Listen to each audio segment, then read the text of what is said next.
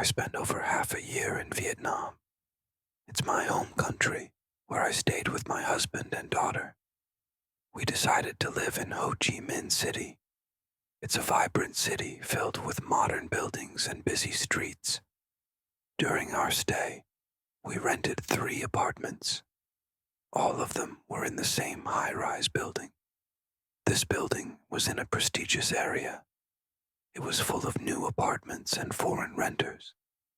Our first apartment was comfortable. It felt ordinary at first, but had a strange feature. There was a yellow Thai voodoo paper on the balcony. On the inside of the door, a Thai spell was written. In Asia, such things usually mean something. They're believed to keep something out or control something. When I saw it, I thought, oh no. But nothing unusual happened in that apartment. One night, the lights flickered on and off.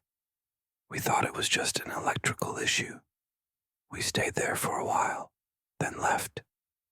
Later, we returned to the same building. This time, we chose a different apartment. It was on the 49th floor, the highest in the building. The view was stunning. We paid for 1 month and moved in. But something strange started happening right away. For the first 5 nights, I had terrible nightmares.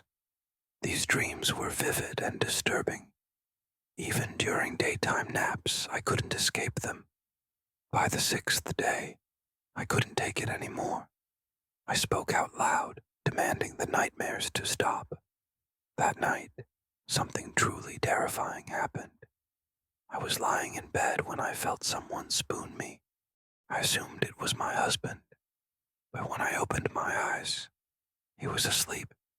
Our daughter was lying between us. That's when I realized it wasn't him. Fear paralyzed me. I couldn't move, scream, or even react. I felt the presence trying to turn me over. It was strong, and I felt completely helpless. In my mind, I started calling out, Jesus Christ. I repeated it over and over, desperate for help. Then I heard a voice. It was loud and clear, speaking in Vietnamese. What? The voice wasn't external. It echoed inside my head. Suddenly, I could move again. I sat up, sweating and shaking. I was scared but determined to fix things. The next day, I took action. I went to a temple and bought a Buddha statue. I also got incense and paper money for offerings. At the temple, I had the statue blessed. I prayed for protection and peace. Back at the apartment, I set up the Buddha. I lit incense and prayed in every room. I apologized for any disrespect I may have shown. I asked for permission to stay peacefully. I referred to the spirit as Uncle. I wanted to show respect and make peace. I took the offerings downstairs. The building had a fire pit for burning paper money. These rituals are common in Asian cultures. They're believed to bring comfort to spirits. I burned the incense and paper money. From that night on, the nightmares stopped. The atmosphere in the apartment changed. It felt calm, peaceful, and welcoming. I learned an important lesson from this experience. Respecting traditions and unseen forces matters. In Asia, it's common to knock 3 times before entering a room. It's a way to acknowledge any spirits that might be present. I hadn't done that when we moved in. Now I will always follow this practice. The idea of burning paper money may seem strange, but it's deeply rooted in Asian culture. The paper represents offerings for the afterlife.